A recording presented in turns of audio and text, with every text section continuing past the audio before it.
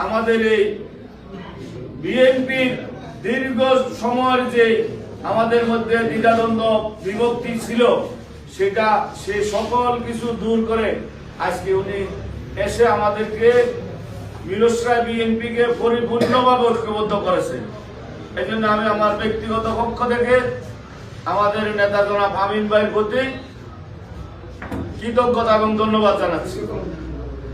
আমাদের যে সকল ভাইরাও এসেছেন, বাংলাদেশ জাতীয়তাবাদী দল আপনাদের প্রিয় প্রতীক ধানের শীষকে সহযোগিতা করার জন্য আপনাদের যাদের সহযোগিতার হাত বাড়িয়েছেন, আপনাদের সহযোগিতার হাত বাড়িয়ে আজকে যারা এখানে উপস্থিত হয়েছেন, আপনাদের সবাইকে আমি আমার ব্যক্তিগত পক্ষ থেকে আন্তরিক অভিনন্দন এবং শুভেচ্ছা জানাচ্ছি। বক্তব্য দীর্ঘায়িত করব না।